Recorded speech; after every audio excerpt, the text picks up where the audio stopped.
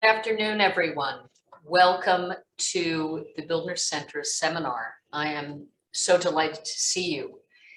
The title of today's seminar is Innovative Orthodoxies. It is the first of a two-part series between Professor Michal Raucher in the Department of Jewish Studies at Rutgers and Professor Adam S. Ferziger from Bar-Ilan University. Today is Professor Ferziger's. He has the main stage, and next week the main stage will go to Professor Raucher. I'm Professor Nancy Sinkoff in the departments of Jewish Studies and History here at Rutgers, and I'm the academic director of the Alan and Joan Bildner Center for the Study of Jewish Life. I want to remind you that we have a special format today. This is a Zoom meeting, so our speakers can see you. So take note of that in terms of your video cameras, but you are muted at this point. When we get to the Q&A, depending, we will either call on you to ask a question, or the question will be asked directly by Professor Raucher, who can see your questions in the chat. So if you do have questions, put them in the chat, and then we'll just see how things go. With the numbers that we have, participants that we have, we may be able to call on you, but if not, Professor Raucher will moderate the Q&A. So it's my great pleasure to introduce our speakers today. So let me start with the moderator, which is Professor Michal Raucher. Michal Raucher is an assistant professor of Jewish Studies here at Rutgers University. Her research lies at the intersection of the anthropology of women in Judaism, reproductive ethics, and religious authority. As a Fulbright Fellow, Dr. Raucher conducted research on the reproductive ethics of ultra-Orthodox Jews, particularly Jewish women in Jerusalem and in Israel writ large. Her first book, which is based on this research, was published by Indiana University Press in 2020. And it's entitled Conceiving Agency, Reproductive Authority Among Haredi Women. She's currently writing a book tentatively titled The New Rabbis, about the ordination of Orthodox Jewish women in America and the redefinition of rabbinic identity in this moment. She is also conducting interviews with Jewish women in America who have had abortions, which intersects with her interest in women's agency, reproductive rights, and embodiedness. Professor Raucher is an ethnographer and a bioethicist, and she brings those disciplines and those specialties to her interest in contemporary Jewish women and their identities. Professor Raucher is going to introduce Professor Ferziger. I just want to remind you again that you are muted, and please stay muted, but keep your cameras on so we can see you. And the mini course is being recorded, so you'll be able to revisit it later. It will be on our website, and share it also with your friends. So please welcome Professor Michal Raucher. Thank you, Professor Sinkoff. It's wonderful to be with all of you today. I'm thrilled to be moderating this conversation today and participating in this conversation with my good friend and colleague, Professor Adam Ferziger. Professor Ferziger is the Alan and Joan Bildner Center's visiting scholar in the Department of Jewish History and Contemporary Jewry, and holds the Rabbi S.R. Hirsch Chair for Research on the Torah and Derech Eretz movement at Bar-Ilan University in Israel. He is a senior associate at the Oxford Center for Hebrew and Jewish Studies, the University of Oxford, and co-convener of the annual Oxford Summer Institute on Modern and Contemporary Judaism. He is the author or editor of 7 books, including Exclusion and Hierarchy, published by the University of Pennsylvania Press in 2005, Jewish Denominations, published by the Melton Institute of the Hebrew University of Jerusalem in 2012, and his monograph Beyond Sectarianism, which was published by Wayne State University Press in 2015, was the winner of the National Jewish Book Award in American Jewish Studies. We are thrilled to have you with us, Professor Ferziger, and we look forward to this conversation. Okay, so good afternoon, everybody, and it's wonderful to be here. I want to thank Professor Sinkoff and Professor Raucher and the entire Bildner Center. This is my first official event with the center, and I'm thrilled to be here and to be a part of this dynamic organization and framework, and hope that I'll be able to make some contributions starting today and moving forward over the next excuse me, few months. Now, I'm going to get right to my subject, and as was said, I'm going to make a brief, not brief, but a bunch of minutes of presentation, and then we will get into a conversation, and hopefully eventually that will integrate the participants in this entire event. But we thought that would be more dynamic, and these are issues that pertain to many of our lives and that many of us have studied or are interested in, and we thought that would be a good way to go. So I really want to start with two figures. I'm going to try to bring them up on the screen for a second, just for a quick look, and then we will look at them. Oh, here we are. So to our left, to your left, is not professor, is, excuse me, it's getting a little big. I'm sorry. For some reason, oh, here we go. To your left is Isaac Herzog, who's the president of the state of Israel. And to my right, at least, is Naftali Bennett, the prime minister of Israel. Now, on one level, these two people have very little in common.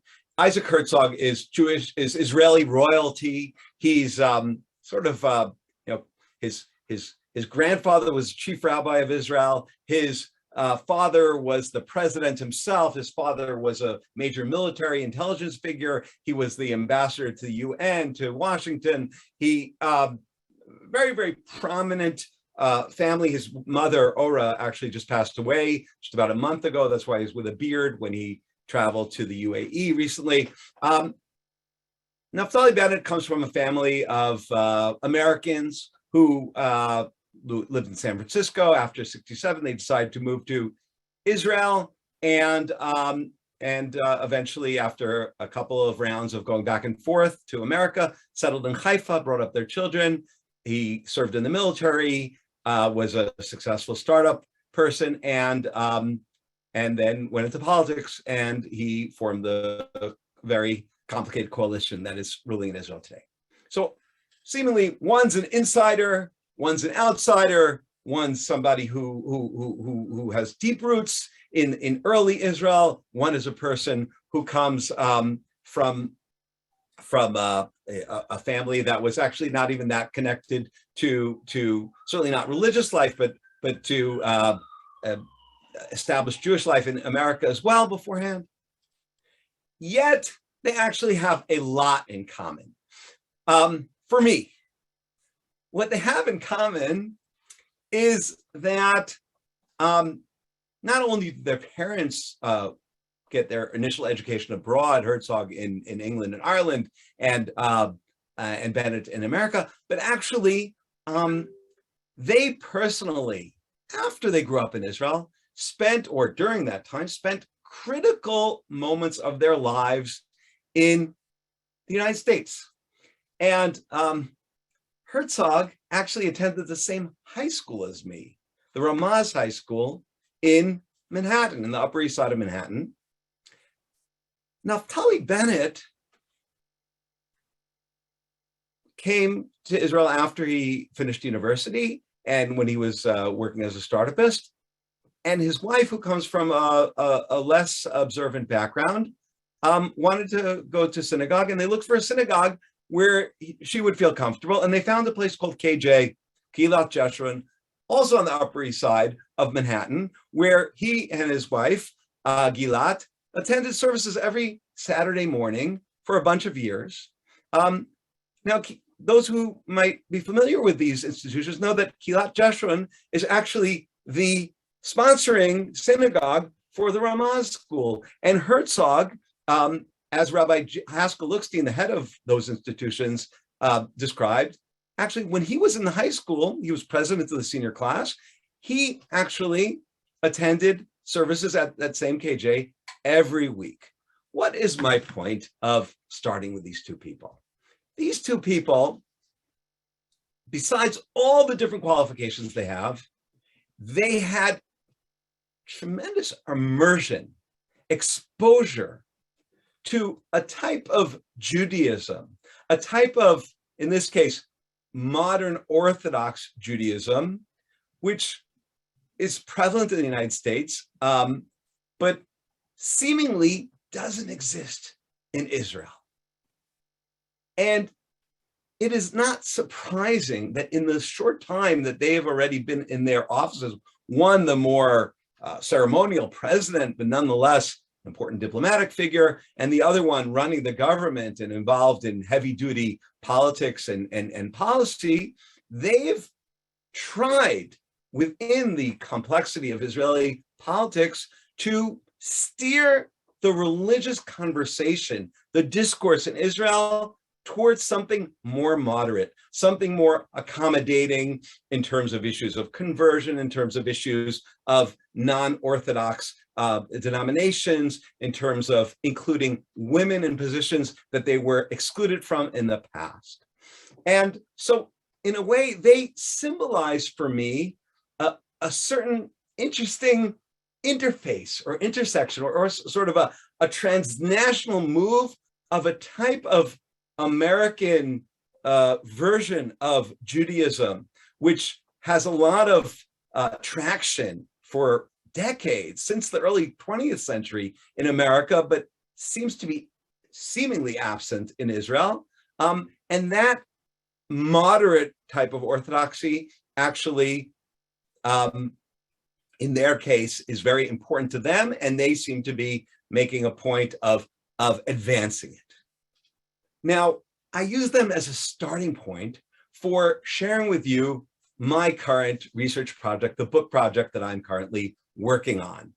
And that is exactly a book about the emergence and development of a moderate Orthodox trend in the state of Israel. The current working title for my book is Agents of Religious Change. And listen carefully, please, to the title: American Jews and the Rise of Moderate Israeli Orthodoxy.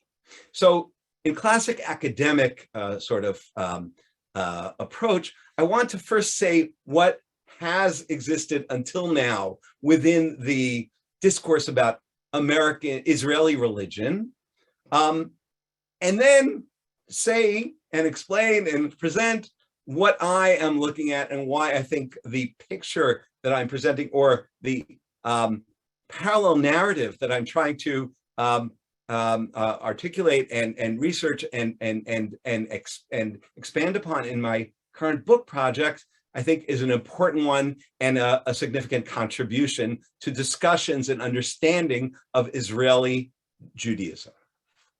So when you look at the bookshelf of scholarly works, articles, monographs, etc., about Israeli religion, and I'm generalizing because we're not going to get into every specific case, but you find, I would say,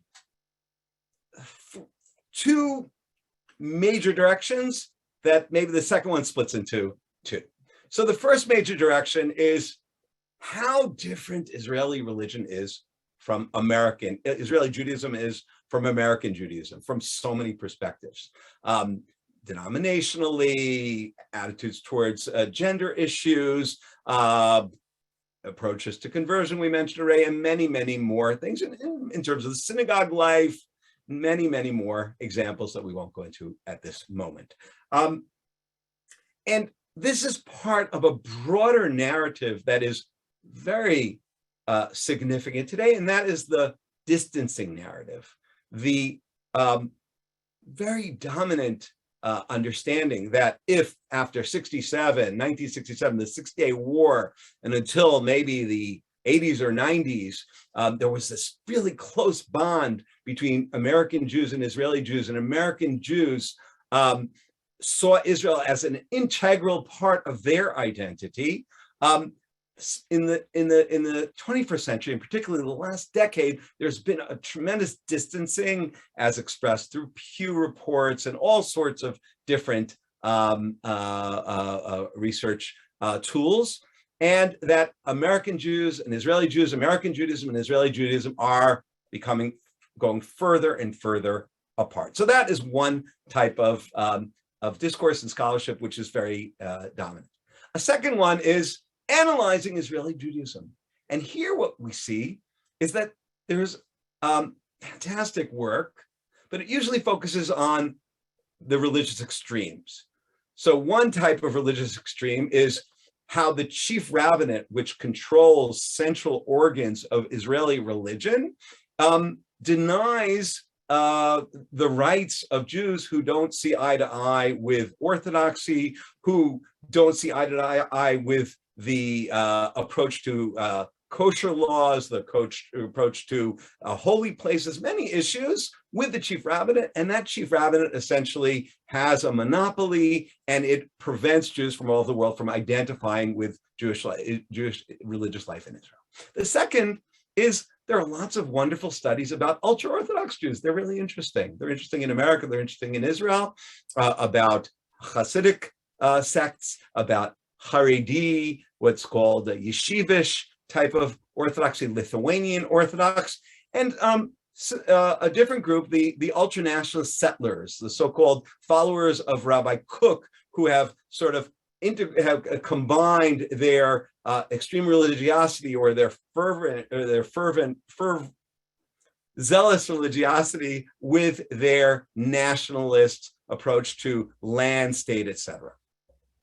So these are all important issues, and it's good and important that these are there, but they basically take you in a direction which is part of the story of a gap, of a widened gap, of an abyss, of a sense that we're just going in these directions. So I don't deny that, and that is part of the story, but there's another story that is not being told, and that is a story that my book is trying to tell, and that is about a moderate Orthodox trend, which had certain precursors already in the 20th century, like in the kibbutz, the religious kibbutz movement, but essentially has started to have a greater impact on Israeli society over the last 2 decades. And the story that I'm telling is the story of how that happened. And here's where we get into the American piece in that Herzog-Bennett sort of paradigm. Not just politicians or young people whose parents were diplomats and therefore sent their kids to religious schools while they were in America, but rather I identified a cadre of highly educated, idealistic, American-born or bred rabbis and female scholars who were inspired, many of them, again, by the Six-Day War and its subsequent, the years after, to pick up, leave their promising careers as rabbis, as teachers, as professors, as educators, as communal leaders, and move to Israel. Some already as early as 65, most of them 71, 72, and as late as 83. Just to give you some names for people who are familiar, the key agents, and again, the book's called Agents of Religious Change, are people like Rabbi Dr. Aaron Lichtenstein, Malka Bina, Chaim Bravender, Stephen Shlomo Riskin. These names may be familiar to some of us. Chana Henkin. Less familiar is Nachum Rabinovich, and others. These people are critical. They are the cultural agents. They are the people who, to my mind, set in play a process which is coming to fruition today. How did they do that? They did that by establishing institutions, primarily institutions for higher learning. Rabbi Lichtenstein joined another Rabbi, Yehuda Amital, and became the head of a yeshiva called Yeshivat Har Etzion, which is one of the largest yeshivas in Israel and trains its students to combine military service with study, and then later to become active in Israeli society, in education, etc. Malka Bina started an organization called Matan for advanced women's learning. Chana Henkin started an institution called Nishmat, also for advanced women's learning, these are revolutionary institutions. Until these institutions existed, there was no place for a woman who wanted to study Talmud in a serious way to do that in Israel. Nachum Rabinovich headed the yeshiva in Ma'aleh Adumim. Rabbi Bravender also started a women's yeshiva, which became known as Lindenbaum afterwards. Rabbi Riskin left the Lincoln Square Synagogue in the Upper West Side of Manhattan, and he created the Or Torah Institutions, which is a huge educational network.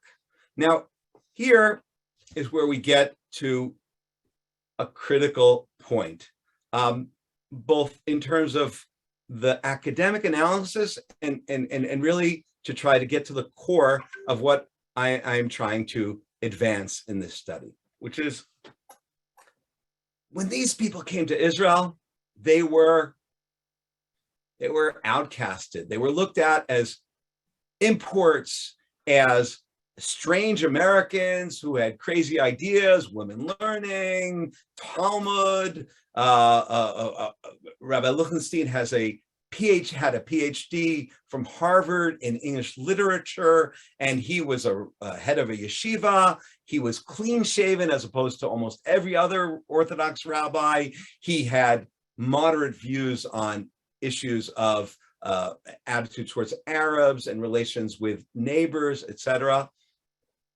So when they came and they began their institutions,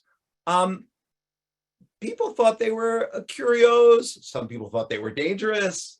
What they were not part of the mainstream of either the Haredi Hasidic world or the ultra-nationalist settlement institutions. Yes, indeed, as Gary pointed out, Rabbi Lichtenstein was also the son-in-law of Rabbi Soloveitchik, which is important because if he had stayed in America, he also would have been his Yoresh. He would have inherited his place in Yeshiva University. And he chose in 1971 with his wife, Dr. Tova Lichtenstein, to come to Israel. Now, when these people started their institutions, when they were most active, they were sort of peripheral. And what I argue in the book is that the key is not them in the sense that they changed Israeli society directly, but rather, Rabbi Kupperman was from Ireland, actually, but he's a good figure as well. But it's their students, mainly their Israeli students. Because, if any of you, I'm an immigrant. I came to Israel when I was 22 years old, but it doesn't matter. I am an immigrant. And my accent is an American accent, and my interests, my cultural interests are very much influenced by my early development. Immigrants can be very significant figures, but they're usually outsiders. Local people, in the case of Israel, young men and women who served in the army, who went through the educational system, who speak Hebrew without an accent, who know the cues, etc., and then spend 3, 4, 5 years being exposed to the ideas of these people who came from America, their intellectual approaches, their political approaches, their moral approaches. They don't buy into it lock and is it lock and barrel, I think you say.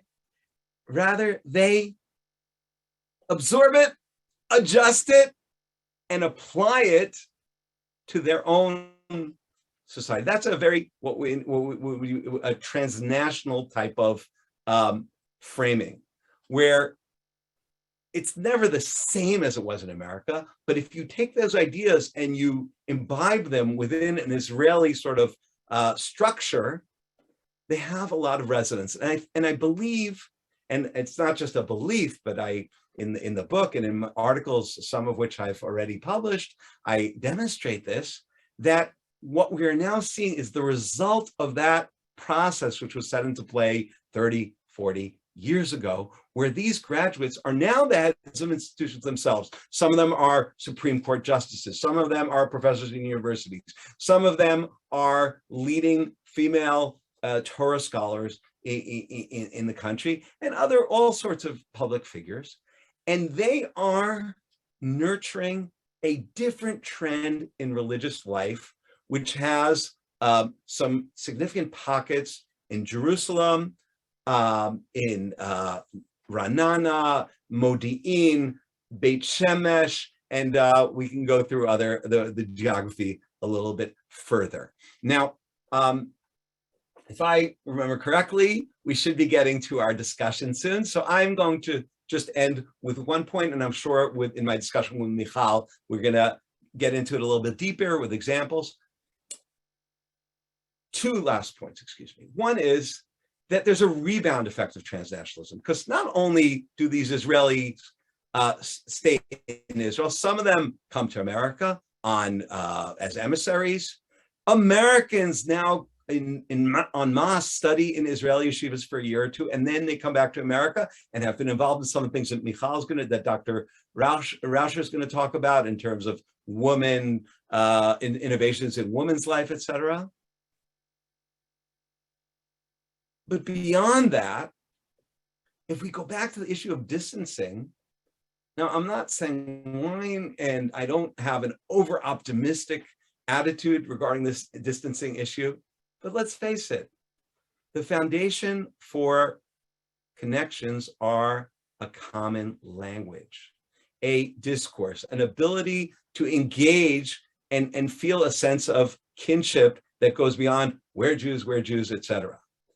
And my argument is that this moderate Orthodox cadre or group has potential as it continues to grow in its impact internally on Israeli society.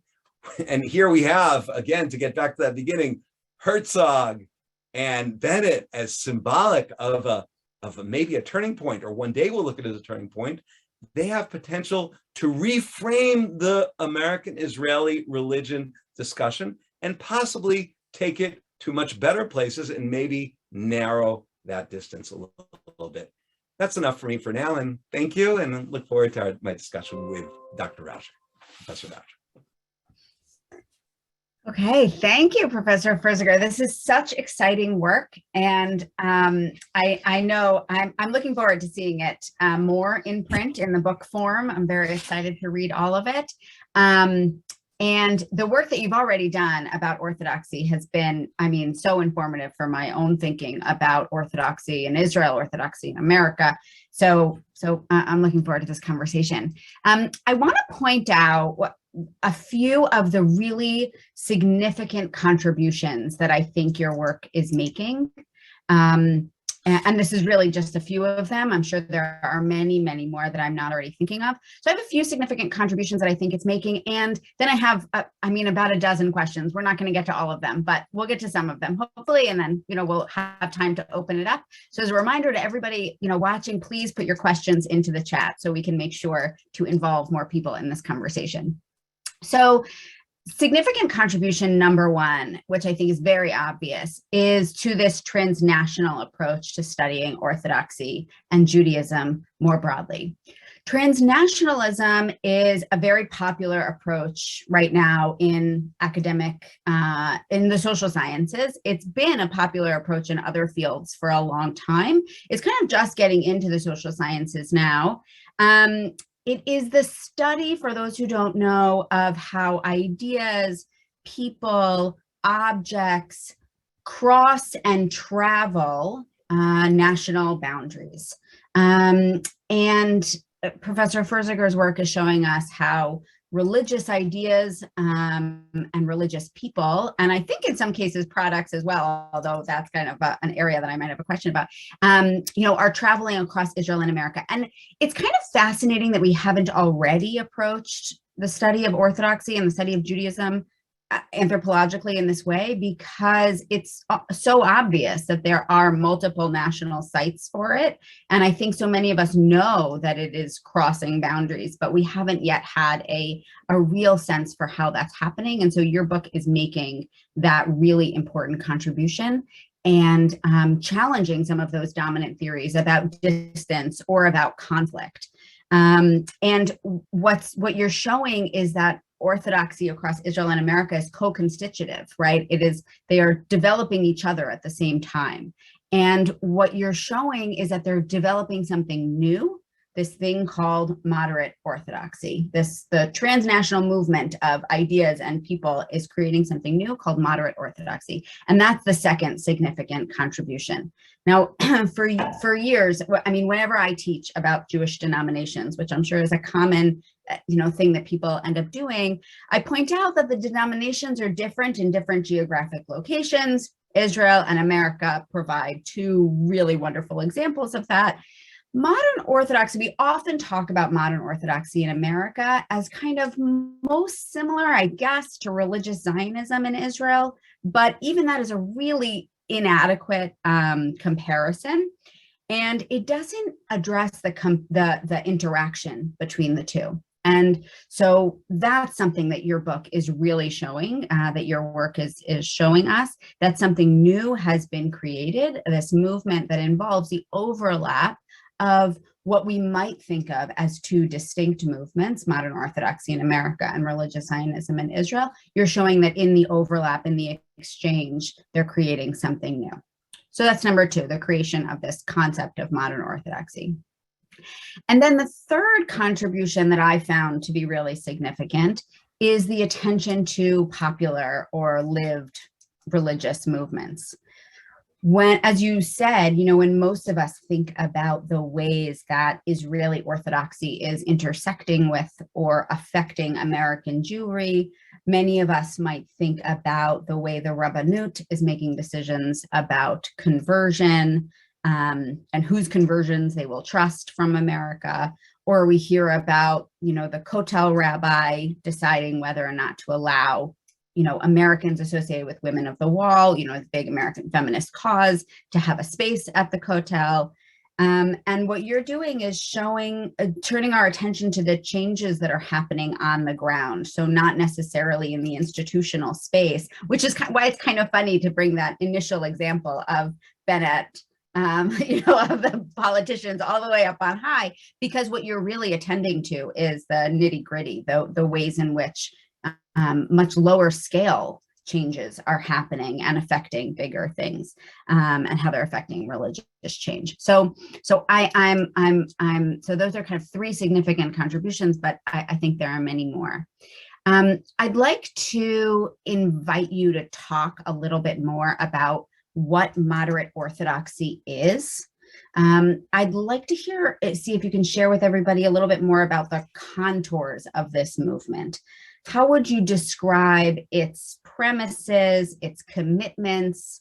What are its red lines? What are the ways in which moderate Orthodoxy is different from modern Orthodoxy, different from religious Zionism, maybe different from open Orthodoxy, which I know is a movement you and I both think about significantly. Does moderate Orthodoxy exist only in Israel, or is it a movement that is existing in America as well? So maybe we can start there.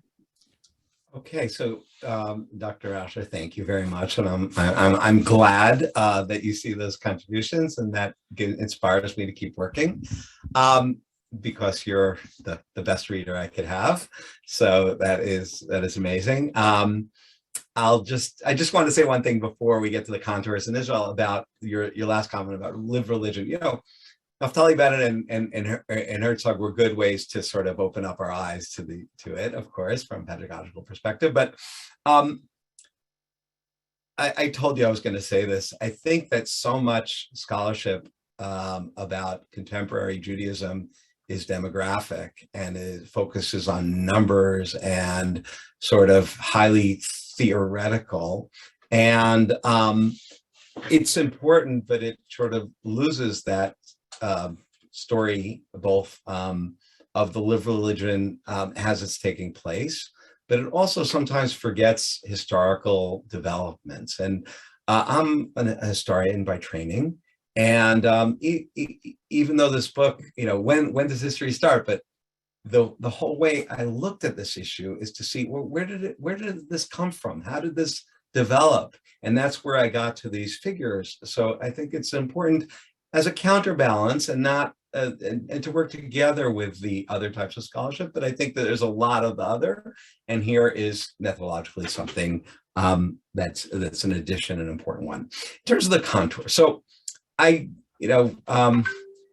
not so comfortable with the word movement, because movement in America so often is the Reform movement, the Conservative movement, the Orthodox movement. Whether those terms really work in America as well is a good question. There's certainly organizations. I think they work better, certainly, with Reform and Conservative than with Orthodoxy. What I'm talking about is a network more. I'm talking about a series of institutions, of communities, of organizations. I'll give you 3 examples of organizations that I would certainly put under that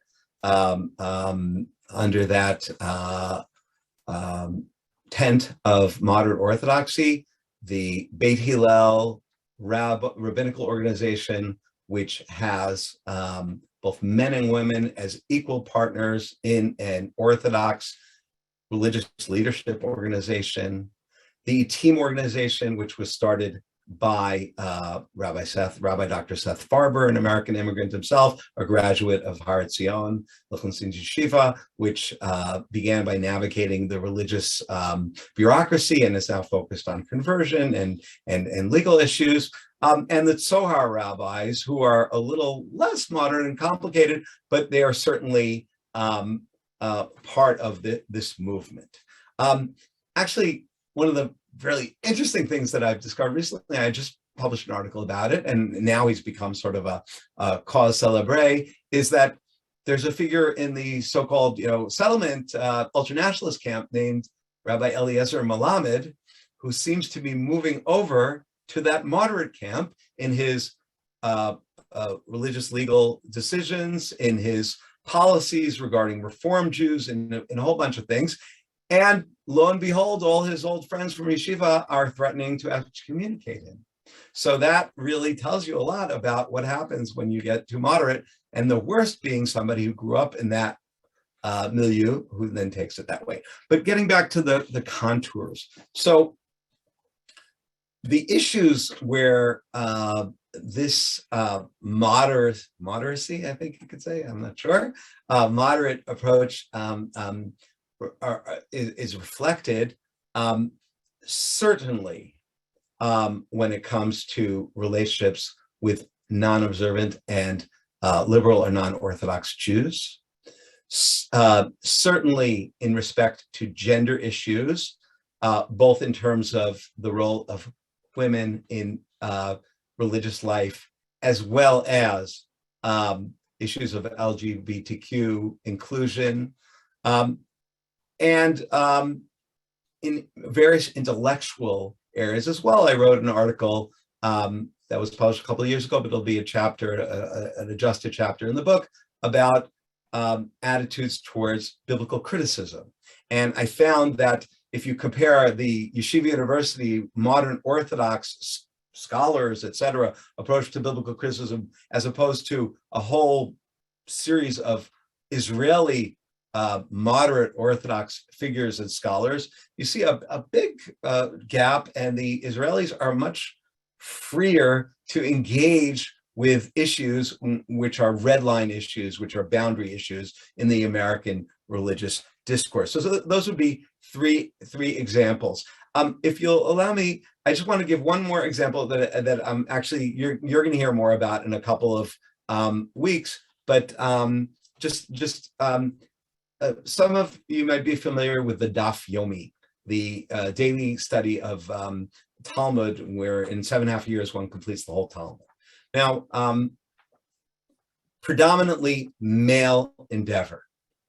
Women here and there have been studying, but in 2020, with the new cycle, a woman named Michal Raucher, actually the spouse of Seth Farber, she began something called Hadran. She made a siyum, she made a big event where 3,000 women came together to Jerusalem to celebrate the completion of the Talmud. What's more interesting about her, she's an American immigrant who lives in Ra'anana, who's been living in Israel for 25 years, is that she created a web-based framework where she is teaching the Talmud primarily to women all over the world every morning. And here we see another level of what Dr. Raucher said, this transnational element, where it's the digital space that has been created is facilitating an interface between these moderate type of Israelis and Americans.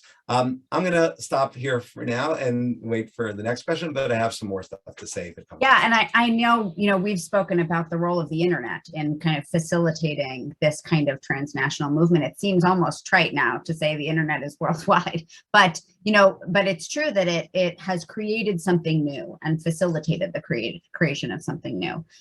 There are some questions that we're receiving about, and I asked this and I just kind of want to return to it. What are the red lines? What are the kind of, where for moderate Orthodoxy are they, where do they say, no, that's too far? If we cross that line, we are no longer, the boundary policing is such a central descriptor of Orthodoxy in America. And so I would assume that it has in some way filtered. It's central also in Israel. Boundary policing is a very big feature of Jewish identity in Israel in a different way. But how is that coming in? So I'm really glad you asked. I do want to say about the internet that it's Zoom and internet. And I think that the big thing about the internet is not the ability for people to be exposed to things, actually doing it live. And actually, I've become very interested recently in the metaverse, because I think the platform that allows, which is completely separate from live, is fascinating. And if Mark Zuckerberg and friends actually succeed in this, it's mind-boggling what it'll mean to religion among so many other issues. But in terms of boundary issues, red lines. Okay, so look, after saying so much about how this is a counter to distancing, I am going to say now something very fundamental about how I see the difference between American Judaism and Israeli Judaism. And this is not just in Orthodoxy. American Jewish religiosity, and today I'm speaking about religiosity because there's lots of scholarship about whether the synagogue is still the place where we express in America our identity as Jews. Okay, but American religiosity revolves around the synagogue traditionally, but not only that, but in the big movements, there are overarching organization that set the rules. And it doesn't matter if it's the OU that says that women can't serve as rabbis in synagogues, or it's the reform movement that says that a rabbi who is intermarried can't do certain things. And there's debates about that, etc. The model is the same.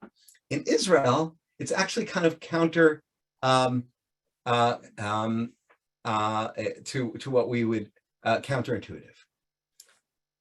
There's this big overarching thing called the chief rabbinate, the rabbanut, which theoretically is the central force for Judaism in Israel. But in truth, they control some big issues. Kashrut, dietary, public dietary laws and standards, the mikvahs, the cemeteries, conversion is a big one, although it's changing now. Weddings, divorces, etc. Those are big. But they have very little to do with the daily life of the Jew who performs the commandments and is part of community. They do not supervise the local synagogue. And so in that way, there's more supervision of what goes on in the sanctuary in America than in Israel. So it's very hard to talk about those red lines, because if you look at, let's say, in Jerusalem today, they're a minority, and they certainly, I don't think that they reflect the overall voice of these moderate groups, but they exist. There are fully egalitarian synagogues that call themselves Orthodox, or call themselves Dati, or call themselves Halachic. And because nobody can decide for them whether they want to call themselves that or not, and no one can decide for them what they do, as long as the members of the synagogue say that that's what they want to do, that's what they do. And people can say, I won't pray in that synagogue, but that's an individual choice. So I think, generally speaking, and I don't want to whitewash anything, and no apologies here, these groups that I'm describing are not conservative reform. They are not egalitarian in a complete way. They are struggling with those issues. They are groups that have the intention of finding some way, to the best of their understanding, of sustaining halachic Judaism, of including women as much as is possible. And again, if a person is a liberal Jew, and for them they've grown up with full egalitarianism, they could look at this group that I'm describing and say, wow, so what? But everything is always about context. And in the Israeli context, not just in the Israeli context, in the Orthodox context, these groups are significant. And sometimes I would say there are some groups that have red lines, and there's some groups that have tactical red lines, where they'll say they want to see change, but they are of the opinion that if you push too hard, then there will be a pushback. And if things go gradually, they will take a different direction. And Michal, Dr. Raucher, wrote a fantastic article about the Yoatzot Halacha, and specifically about Hannah Henkin, and you described her in that way, where she doesn't want to push in a way which will cause people to become alienated. And again, I'm not showing necessarily empathy for one opinion, I'm just describing the various elements in that group. That's really fascinating. I mean, even the kind of language challenge in describing, Dati or Orthodox, Dati is one of those terms that is both broad and signals something really specific in Israel. So, kind of dealing. I'm sorry to do. When I teach a class in Jewish denominations and spend time in America, the first thing I teach my students is, you think Dati is Orthodox. Dati means religious, and right. Reform Jews are religious. Right. They make a choice, and Israelis have a very hard time with that. And absolutely, I spend a lot of time in that linguistic moment that you're talking about. Exactly. And that's really that's a tough thing to untangle, to figure out exactly what's going on here, and to watch as change is happening when the sands are not firm is part of the challenge that you're getting at. I'm going to ask one more question, and then there's some really great questions bubbling in the chat, so feel free to keep adding them. So my question is about failure. So a lot of the examples that you're showing are of changes that have successfully been integrated, even if they're not majority scale, but they've successfully been integrated, or they're on their way to being integrated within Israel. And the question I have is about, are there any things that, change agents have tried to incorporate but have failed, perhaps because of the different cultural settings, things that haven't landed well, or things that have kind of pushed certain change agents, to the edges, like things that weren't completely accepted even within this moderate Orthodox camp, things that people said, oh, that's too far, I'm thinking about Rabbi Riskin's, smicha. Was that kind of a step too far for anybody? Was it seen perhaps, and by landed, I guess what I mean is not just was it not successful, was it seen as kind of not Israeli enough, right? Part of what makes these changes successful within Israel is because they're not seen as American anymore. They're seen as kind of native to Israel, even though you as the historian and social scientist can point to the evolution, they're not fully integrated. So can you give us an example of something that didn't succeed or hasn't succeeded? It's so interesting that you ask, because I really don't think about things that way. Just historically, it's a matter of evolution. But one community is interesting in the Ramban synagogue, which was led by Rabbi Dr. Benny Lau, who's well known now because of his 929 project in terms of daily Bible study, and for many reasons. He was certainly a leading figure in this moderate Orthodoxy. When he was about to leave his congregational position after 20 years, he encouraged the community to hire a woman as his associate rabbi. And they did. But when he was leaving and they were deciding who would replace him, they did not choose her. Now, do I know that was a rejection of the overall issue, or that was about the particular individual? I do not know. We know that subsequently, in Rabbi Shira Mervis, was appointed in Efrat. I think that in our talk next week, we'll actually get at that a little bit more in terms of the degree to which ordination, the degree, is important and reflects whether something fails or not in terms of some of the American institutions. That'll be interesting to look at. But I'm again not trying to avert the issue. That would be one example, another interesting example is women in the army. In the last 10 years, a much higher percentage of girls from religious Zionist communities have begun to serve in the Israeli army. In the past, they did national service. That was the rabbi's decision. And so here's an interesting thing. Some of them are going back to national service because they found out that they can get more interesting positions in the Mossad and in the Shabak and the sort of Israeli FBI and places like that, actually through national service than through the army, where the army sort of have to do whatever they tell you to. So sometimes there are external factors that breed that. But again, because I'm so interested in change, I'm not interested in as much in where it ends up, but in the fact that there's this fluidity that everyone thought things were sort of just set in stone, and we're seeing that fluidity. But I think what you see, like in many communities, you see this in the United States as well, is that there are local battles that take place, and there are communities. There's a community in Ra'anana in the Sharon area where the rabbi wasn't there, and a woman came and opened up the Aron Kodesh, the Ark. People said, what? And then the next week it became the regular practice there. So there are a lot of interesting things going on that way. Happy to open up to more questions.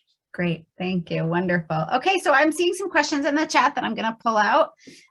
So one came in: is moderate Orthodoxy happening in other countries besides America and Israel? Do you, and I'll just expand on that a little bit. How much is this a story of America and Israel, and not just a story of Judaism overall? And I know that you've considered Professor Sarah Hirschhorn's work as a kind of similar, though very different, study of how American ideas are transported to Israel. Professor Hirschhorn wrote this book called City on a Hilltop about how American Jews in the 1960s, post the Six-Day War, took these kind of manifest destiny ideas and brought them to the West Bank and became some of the major players in the settlement movement. And so that's very much a story about America and Israel. Do you see moderate Orthodoxy as a story of America and Israel, or is it happening elsewhere, do you think? So I think you kind of asked two questions just in terms of Dr. Raucher on Sarah's work, which is a really important book. I think they're actually, it was interesting how they sort of absorbed the Israeli approach to land after having a very different posture in America. I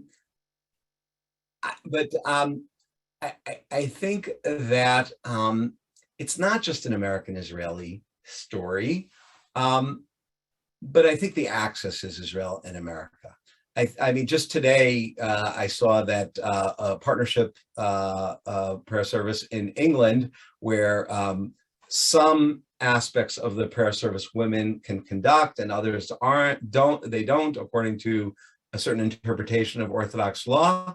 That synagogue in a suburb of London hired a woman as their rabbi or congregational leader. So that's in UK, and UK is generally much more traditionalist, not more observant, more traditionalist. I spend every summer in Oxford, so I spend a lot of time in England, English Jewry, and I've been observing, and I've even written a little bit about it. So you see here and there. I mean, it's a big world, and I was in Australia, and I saw some interesting initiatives there. I think that the gender issue is the one that's pushing so much of it, because of the gap between how people live their lives professionally, socially, etc., and what happens when they get into their holy of holies, and the sense that there's this dissonance. But if you look at American, we'll say more liberal orthodoxy, like the Shivat Chovei Torah and Maharat of Avi Weiss, and to a certain degree Hadar, which is sort of post-denominational, I guess you'd call it, and other such institutions. Most of the people who are leading those institutions spend considerable time studying in Israeli yeshivot and midrashot. And that's where they got their Talmud skills. That's where they were exposed to a lot of, I would say, some people call it chutzpah, some people call it pioneering, some people call it like freestyle. And it's not, this gets back to that demography. This is not the story of how many people. It's the story of a significant trend that is having a voice.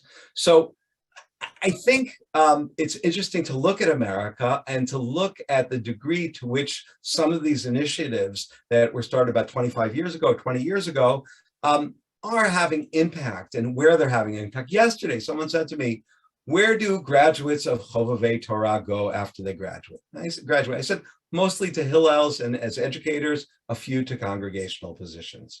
So that tells us something about the type of impact. That impact can be tremendous. Actually, in Oxford, the chaplain is a Chovevei Torah graduate. So that is an international piece to it. But I think that because, America has a history both of a real modern orthodoxy, which sort of declined in certain ways in the 1980s. It has a history of a JTS and a strongly committed conservative movement, Ramah, camping, etc. So the fact that there would be moderate Orthodox in America is not that surprising, even if they're not the trend. The fact that in Israel that doesn't have that strong a tradition and that it's coming up now, I think that seems to be more of a compelling issue to explore. Got it. Great. Thank you very much. Okay, there's a question from Stephen Gottlieb that I'm just going to read, and then I'm going to actually add another question that came in, and you can deal with one or both, or I think they're kind of related in terms of figuring out, I guess, what groups, are involved in these changes. So Stephen says, while one outcome of Orthodoxy moving beyond sectarianism, quote unquote, has been the moderate Orthodoxy represented by groups like Beit Hillel and Sohar, there has also been an increase in Chardalism or Haredism. So true in the United States, there's a noticeable slide to the right, running parallel to shifts to the left. So I'm wondering to what degree we can expect these two sides to interact with each other, as opposed to creating two distinct camps that are each more moderate and broad-minded than the extremes, but want nothing to do with each other religiously. And another question that came in about, groups was a question about do you find that moderate Orthodoxy is a change mostly happening among Ashkenazi Jews, or are you seeing it among Sephardi or Mizrahi Jews as well?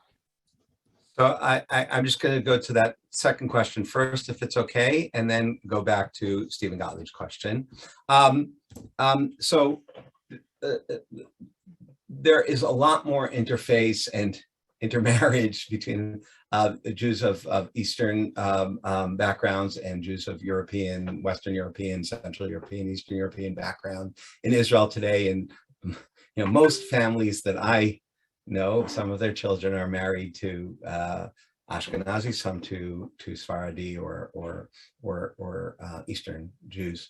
Having said that, there's a lot of really interesting work about Eastern Mizrahi Judaism, and it has a whole different trope to it. Yaakov Yadgar, Tzvi Zohar, other people have written, Nisan Leon,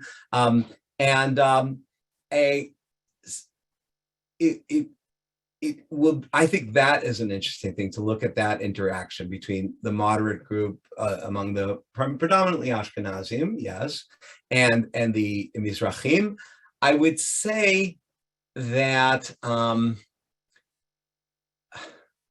don't want to stereotype, and I want to be very careful, but Mizrahim are extraordinarily inclusive from a social perspective in terms of people's religious behaviors.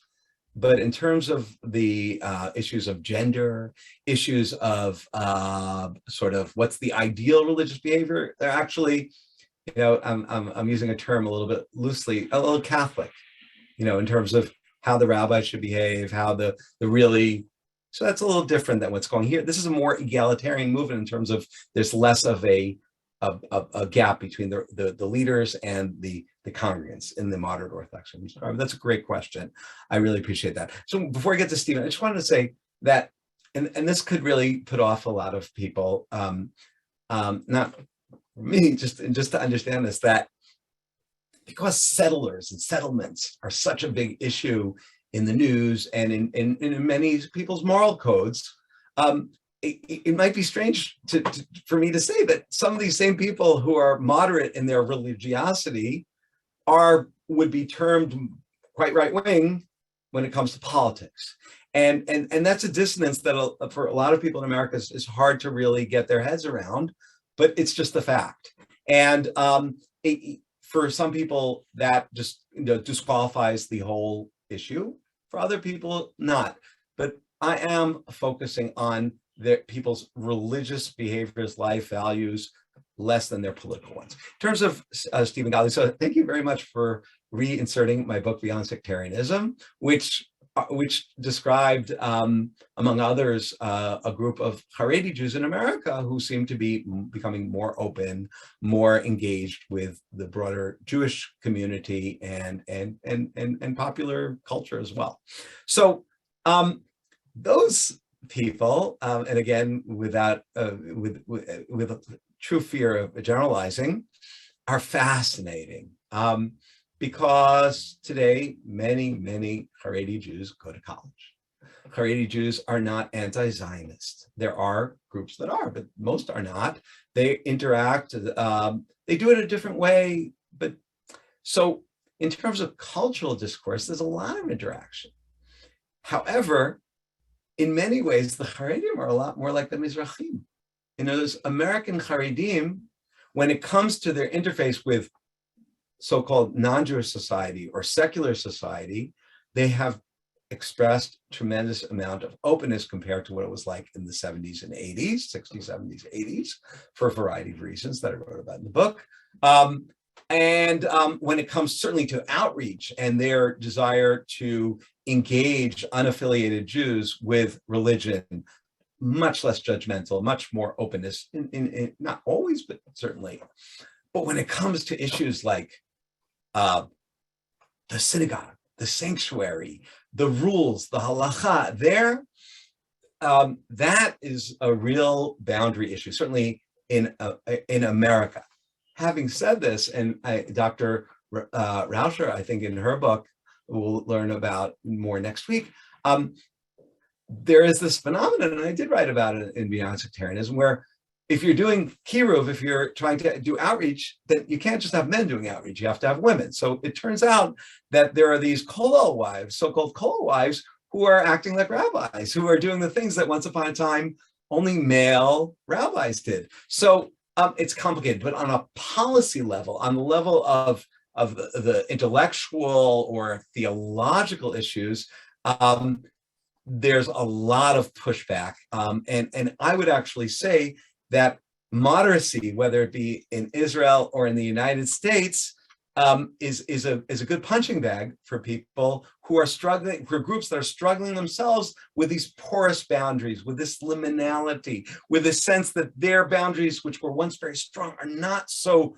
rigid. So you always have to have that other. You know, Durkheim taught us long ago, you always have to have that designated other to say, I am not that. So when a Chardal rabbi describes some of the moderate figures as neo-reform, what they are doing is saying, yes, we are open on this and this and this, but we are not them, and therefore there should be a clear boundary. It's a complicated issue, but I love the question. I hope that gave some insight on that. Yeah, it's so interesting. It's interesting seeing these multiple groups that are all redefining themselves and also creating these weird combination of identity, not weird, but new combinations of identities. So Chardal, which you reference and which Stephen referenced in his question, is Haredi and Dati Leumi put together. In other words, they are also existing in between, and they've created a kind of new identity in between, and they feel, it sounds like, similarly threatened by people who are, and that's why the creating Rabbi Melamed is so interesting. Right. That's what, because he was classic Haredi Leumi, Haredi nationalist, and all of a sudden he started being willing to meet a female Reform French rabbi on Zoom to discuss what we have in common. And that sort of sent everyone into a tizzy. Right. Some people, you just want people to stay in boxes. Just don't verge. Yes, great. Okay, wonderful. So we're going to keep talking about this next week and the tensions that are involved in crossing boundaries and changing boundaries. But for now, it's been wonderful being in conversation with you, Professor Ferziger, Adam, and I'm going to turn it back to Professor Sinka. So thank you, both professors and both first namers. Great to have you in conversation and to hear about your newest work, Professor Ferziger. We go back a long way, and to your earliest work on Hirsch, and actually a boundary maker of modern Orthodoxy. So it's interesting to think, what would he think about all this, the willingness of contemporary Orthodoxy to engage directly with Reform or left liberal conservative Jews. That was not his message back in the day. I have lots of questions. I will tell you, I think the internet, even though I kind of hate giving it credit for much of anything, it's very clear that it has given people access to people who are different from them, but at a safe distance. So you don't have to sit in the same room. You don't have to go to the same synagogue. You don't have to buy food at the same kosher butcher, depending on your hechsher requirements, but you can interact and it's safe. And I know from my own personal experience, I mentioned this to Professor Raucher in the last month, I've gotten several queries, one from the yeshiva world in Israel and one from the Haredi world, about very early scholarship that I'd done. And my question is, how did they even find me? But it's through the internet, and it was very respectful debate, but I don't think other aspects of the way I define things would be so acceptable. Would it be rude to tell a 2-second story? Let me just remind everyone about what we're doing, and then I'll let you finish up with your story. Is that okay? I don't want to forget. I don't want to forget to tell everyone that next week, same time, 12:30 Thursday, we're going to flip the center stage and the secondary stage. Professor Raucher is going to talk about her work, and Professor Ferziger is going to ask the majority of the questions. And of course, you, the Kahal, the audience, will be able to listen and as well as ask questions. So make sure you know about the reminder and that you know to attend next week. And the other two things I want to tell you is that the Bildner Center has two upcoming programs, a two-part course taught by our visiting scholar from last year, but who extended it to this year in a certain way, Professor Jonathan Deckelchen of the Hebrew University, who's teaching on a short history of Jewish farming on 4 continents in the modern era, transnational sowing and hoeing. That is, transnational farming, and that's February 16th and 23rd. And we also have a mini course being taught by the Aresti visiting scholar, Ron Lasri, The Saint, the Queen, and the Joker, a brief introduction to Sephardi folklore, and that's March 21, 28, April 4th. All the information is on the Bildner Center website. We, of course, hope to see you. I will then turn it back to Professor Ferziger for his story, because go for it. Okay, well, you said the internet. So my wife was visiting her mom in the States on Yom Kippur, and my kids were in their different synagogues and places, and I was home alone. So I got home from synagogue in Israel, 7 hours earlier than the United States, broke my fast, and I was like, what should I do? I was kind of tired. And I opened my computer and then I started attending services. I went to the Central Synagogue. I went to 92nd Street Y. I went to Park Avenue. I went to a shul in Chicago. I went over to LA. I caught, Ne'ilah here, and I caught the break here. And it was unbelievable how sitting in Kfar Saba, I was able to just explore the world of Yom Kippur, something that certainly 10, 15 years ago would never have been possible. And, my wife would probably say, well, why were you working after Yom Kippur? You were probably tired, but it was just, it was exhilarating. So that was my little story. You're a glutton for punishment. Anyway, thank you so much. And we look forward to seeing you next week. And of course, if you have any other questions that perhaps didn't get answered, if you post them to our scholars, if they have a minute, maybe they'll be able to respond to you. Okay, have a great afternoon, everyone. Stay safe.